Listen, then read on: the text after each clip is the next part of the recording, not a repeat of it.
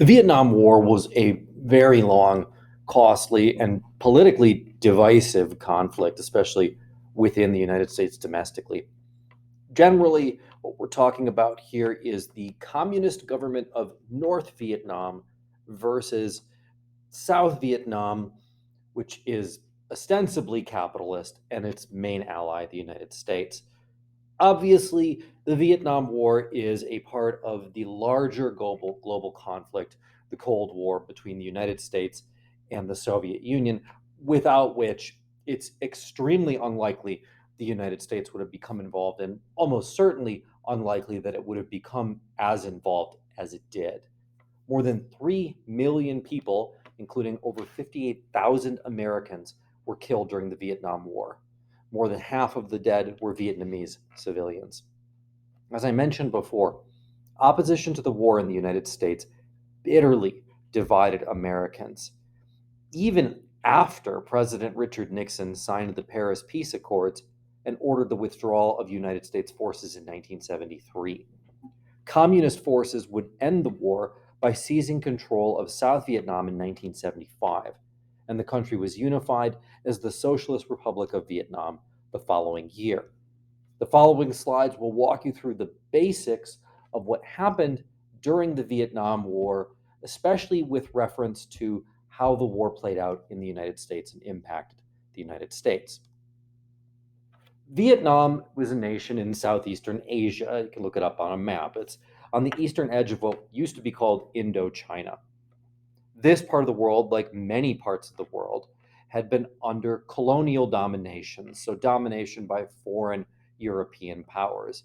This was the case in Vietnam under France since the 19th century. During World War II, Japanese forces invaded Vietnam, as they did in many of the territories ostensibly governed and owned by European countries. To fight off both these Japanese occupiers and the French colonial administration, which they did not like, Vietnamese political leader Ho Chi Minh, who's seen there in the picture, formed the Viet Minh, or League for the Independence of Vietnam. Following its defeat in 1945 in World War II, Japan withdrew its forces from Vietnam, leaving the French educated Emperor Bao Dai in control. However, Ho Chi Minh was not pleased with having any semblance of the French government come back in.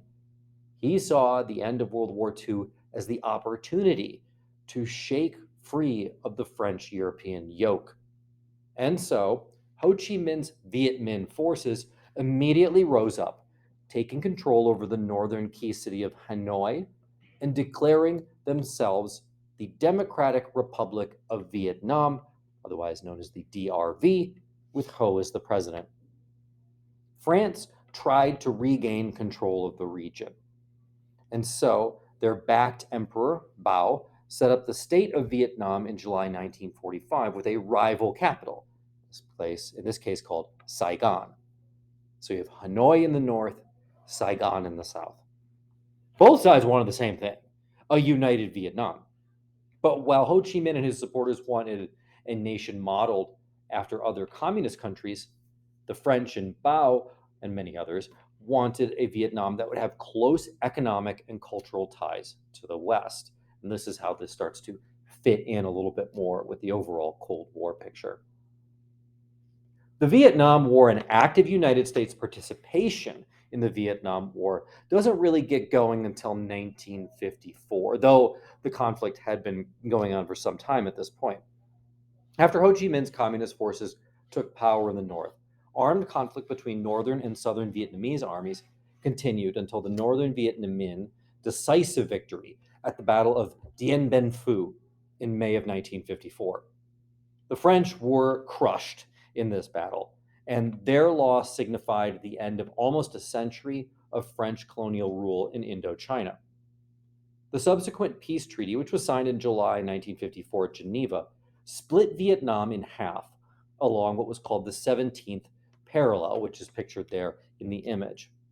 So Ho Chi Minh would be in control in the north, and Emperor Bao would still be in control in the South.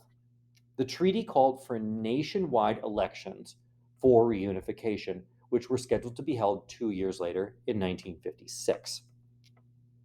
In 1955, however, a strongly anti-communist politician, Nguyen Binh Diem, pushed Emperor Bao aside to become the president of the Government Republic of Vietnam, GVN, often referred to during that era as South Vietnam. So after 1955, you have essentially the two sides, which will remain in place until the conclusion of the war in 1975. So you've got North Vietnam with Ho Chi Minh allied with communist forces, and then you have South Vietnam under, in this case, Ngo Dinh Diem. It's going to be allied with the West. With the Cold War intensifying worldwide, the United States hardened its policies against any allies of the Soviet Union. And so in 1955, President Eisenhower pledged firm support to Diem and South Vietnam.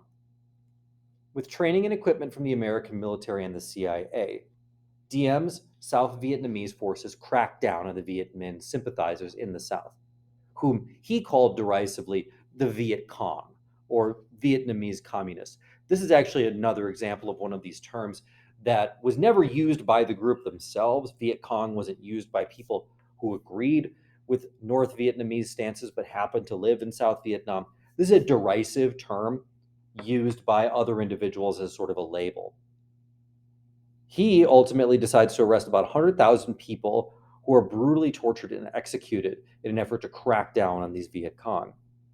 By 1957, the Viet Cong and other opponents of Diem's repressive regime began fighting back, with attacks on government officials and other targets. And by 1959, they had begun engaging in the South Vietnamese army in different sort of firefights. So you have sort of a shifting of the conflict. There's a question as to whether or not the South Vietnamese cracked down on the Vietnamese people who were belonging to the Viet Cong made the conflict worse. There's certainly arguments to be made on both sides. In December 1960, Diem's many opponents within South Vietnam, both communist and non-communist, formed what was called the National Liberation Front to organize resistance to his regime. Though the National Liberation Front, or NLF for short, claimed to be autonomous and claimed that most of its members were not communists, most people in Washington, D.C. assumed that it was simply a puppet of the Northern Vietnamese forces and army. In 1961, a team sent by President John F. Kennedy to report on conditions in South Vietnam advised a buildup of American military, economic, and technical aid in order to help South Vietnam confront the Viet Cong.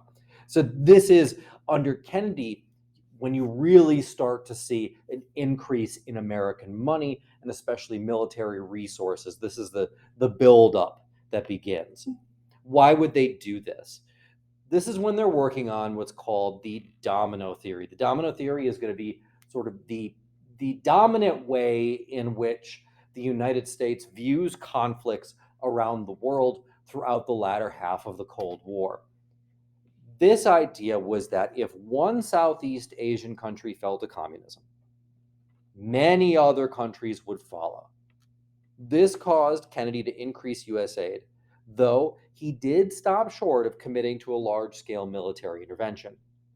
That being said, by 1962, the American military presence in South Vietnam had reached around 9,000 troops, compared with fewer than 800 during Eisenhower's tenure in the 1950s. Between 1963 and 1966, things take a dramatic turn that results in a lot more of American involvement in the war. Diem's government gets toppled in 1963 in November of that same year. There's a coup by generals. It doesn't really matter too much in terms of American history. It's just to know that he gets replaced. 3 weeks before then, John F. Kennedy had been assassinated in Dallas, Texas. So there's a lot of political instability right now, both within South Vietnam and in the United States, as you have President Lyndon B. Johnson taking over. Lyndon B. Johnson was highly convinced that the United States needed to increase its involvement in Vietnam in order to stem the threat of a rise in communism. Overall, President Johnson is much more interested in domestic affairs than in foreign affairs, but he has a really influential Secretary of Defense, a guy by the name of Robert McNamara. And it's his opinion that the United States needs to increase military and economic support, and that's what ends up happening.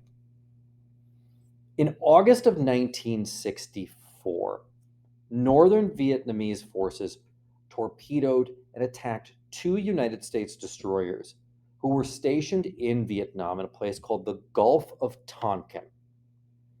As a result of the Gulf of Tonkin, Johnson ordered retaliatory bombing missions in North Vietnam. That's not the major takeaway from this incident. The major takeaway is what's called the Gulf of Tonkin Resolution, because Congress is going to pass this resolution, which gives Johnson broad war-making powers. The offshoot of this, and this is important for United States presidents still today, is that if you remember under the Constitution, technically, while the president is the commander-in-chief, and this is probably one of the most important long-term takeaways of the Vietnam War, technically, while the president's the commander-in-chief, Congress is the one that's supposed to declare war.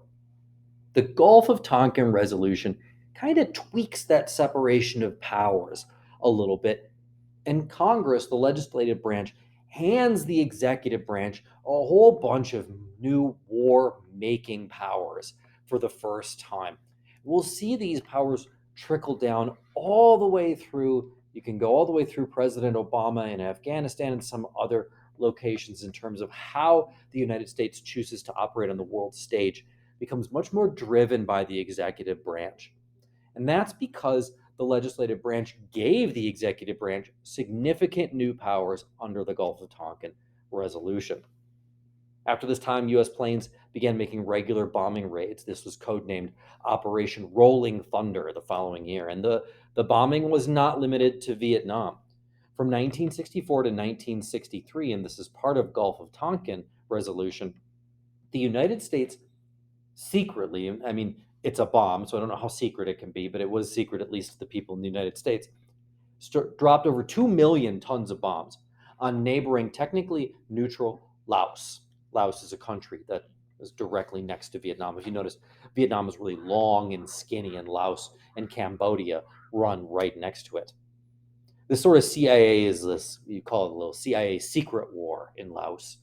The bombing campaign was meant to disrupt the flow of supplies across what was called the Ho Chi Minh Trail, which was a series of trails and also underground tunnels that northern Vietnamese troops could use to move supplies from the north to the south. And the concern was that at times that trail crossed over into neighboring Laos and Cambodia. And as a result, we needed to bomb there. The U.S. bombings made Laos the most heavily bombed country per capita in the entire world. In March 1965, President Johnson made the decision, with a ton of support, to send United States combat forces into battle in Vietnam. And so by June of 1965, there were 82,000 United States combat troops stationed in Vietnam. Military leaders said this wasn't enough. They wanted 175,000 more to take us over 200,000 by the end of 1975, mostly because the southern Vietnamese armies were just getting their butts kicked at this point.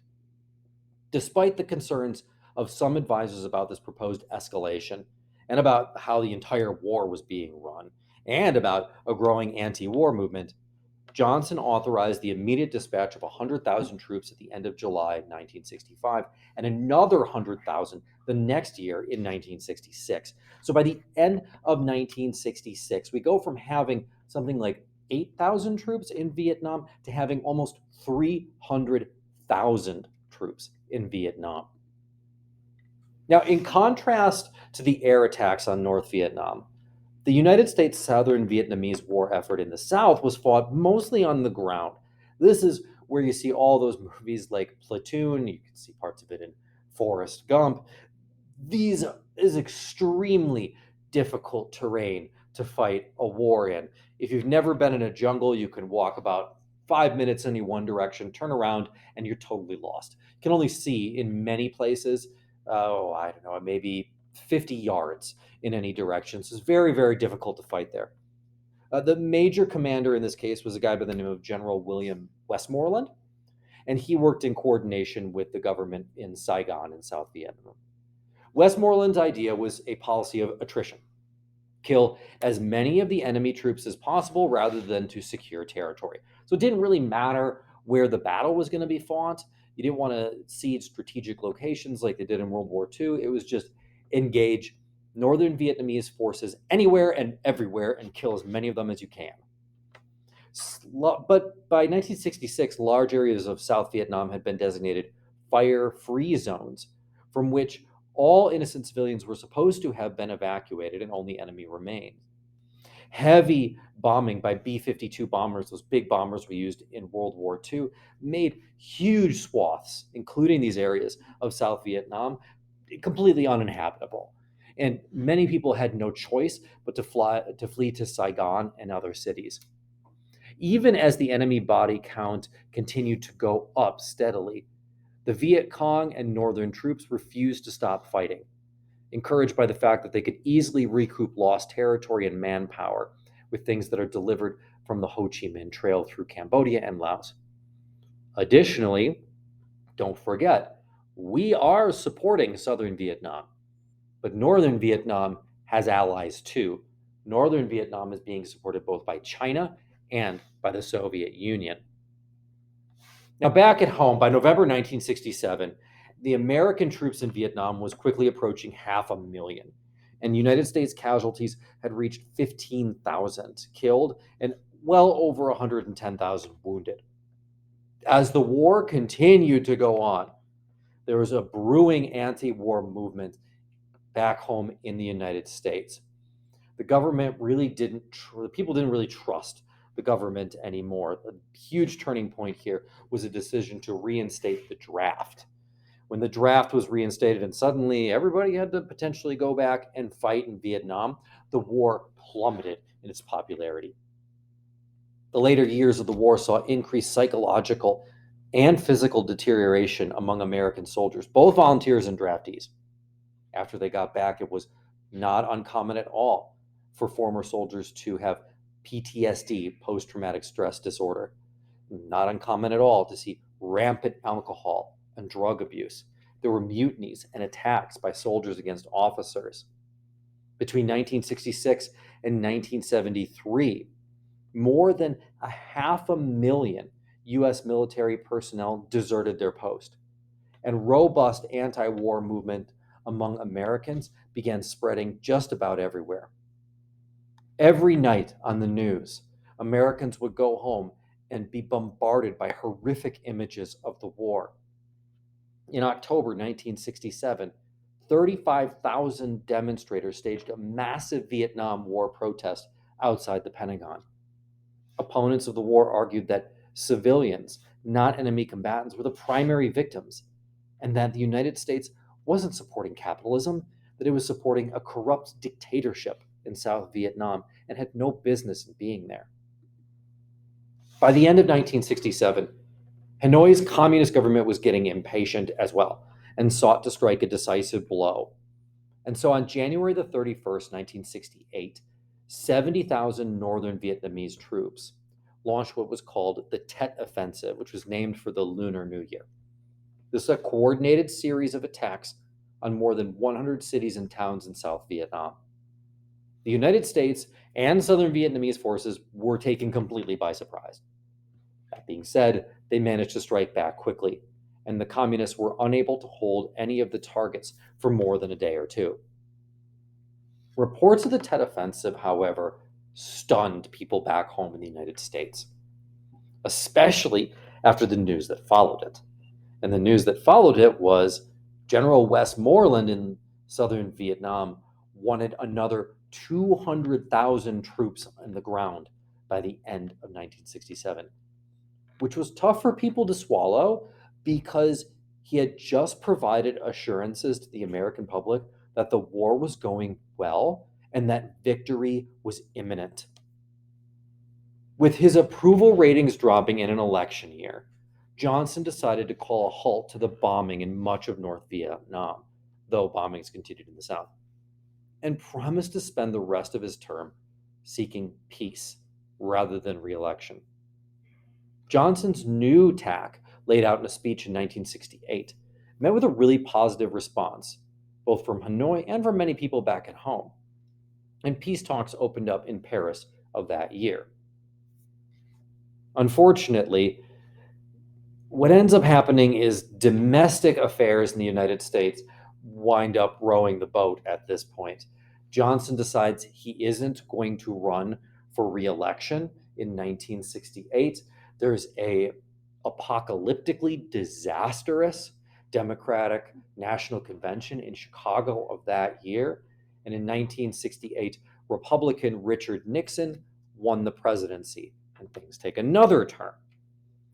Nixon sought to just deflate the anti war movement by appealing to what he called the quote unquote silent majority of Americans who he believed supported the war effort.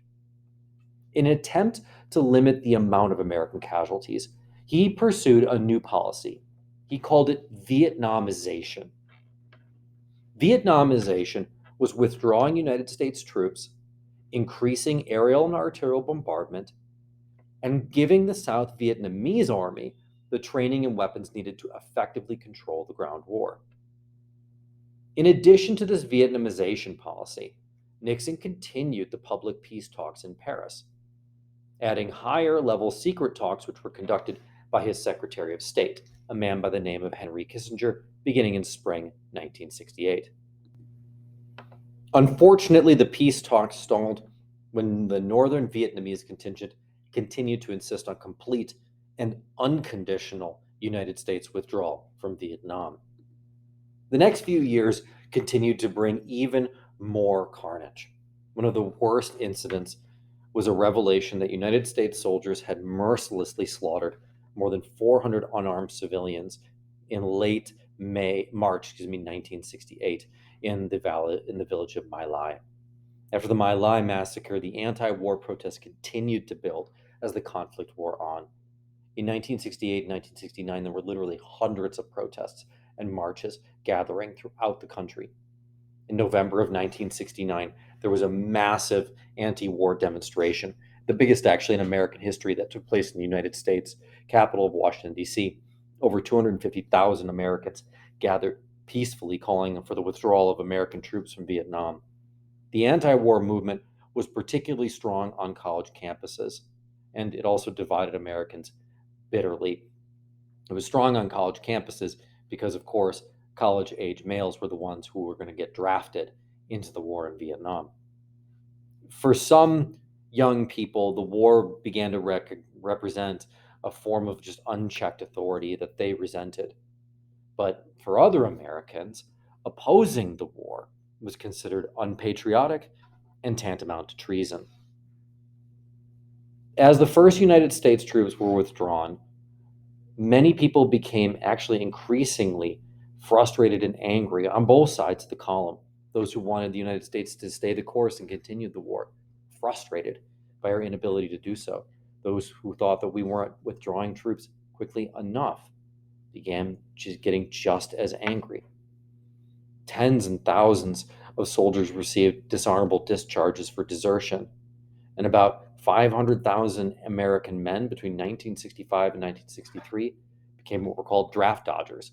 Many fled to Canada to evade conscription. Nixon ended draft calls in 1972 and went back to an all-volunteer army later that next year. In 1970, a joint U.S. South Vietnamese operation invaded Cambodia, hoping to wipe out the Ho Chi Minh Trail there. The South Vietnamese then led their own invasion of Laos, which is the exact same idea. The invasion of these countries, which was technically a violation of international law, sparked a new wave of protests on college campuses across the United States. And then finally, one of these turned deadly. On May the 4th, 1970, at Kent State University in Ohio, National Guardsmen shot and killed 4 students at a protest. 10 days later, 2 students at Jackson State University in Mississippi were likewise killed by police. By the end of June 1972, however, after a failed offensive in South Vietnam, Hanoi and the Southern Vietnamese government was finally willing to just compromise. Henry Kissinger, remember Secretary of State, and North Vietnamese representatives drafted a peace agreement by early fall, but leaders in the North rejected it.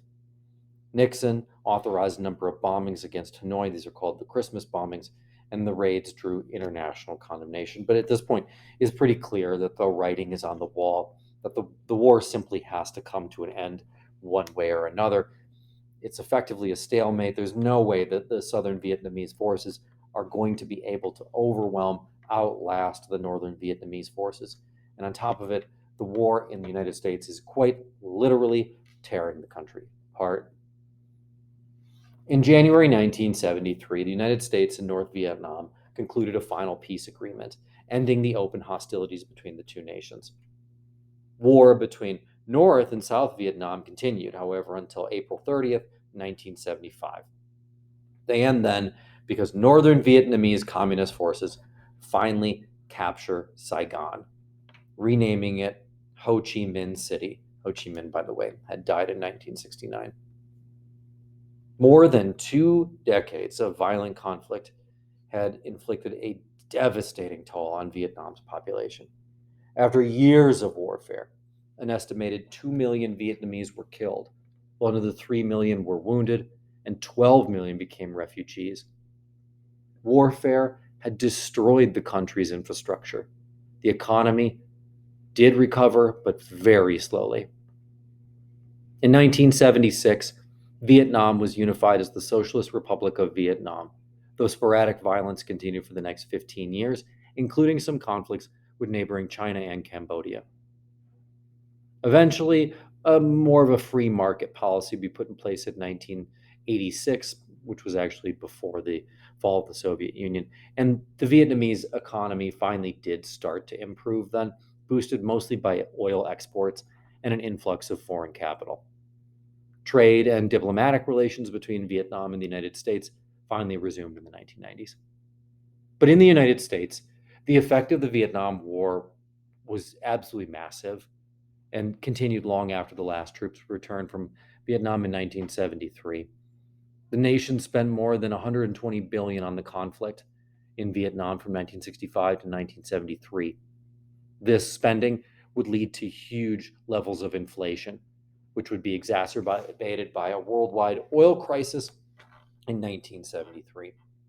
Psychologically, the effect was even worse. The war had destroyed the myth of American military invincibility and had bitterly divided the nation. Many returning veterans faced negative reactions from both opponents of the war and supporters, who incorrectly, of course, blamed the soldiers for losing the war. Of course, there was massive psychological trauma as well and physical damage, including, we didn't know about this, but including exposure to a toxic herbicide called Agent Orange. We dumped millions of gallons of this stuff from planes, both on soldiers and in jungles, in an effort to try to reduce some of the foliage and make it easier to see. The long-term effects of that were absolutely deadly. But even to this day, where one stood on the side of the War of Vietnam oftentimes dictated one's political outlook for the years and often decades to come.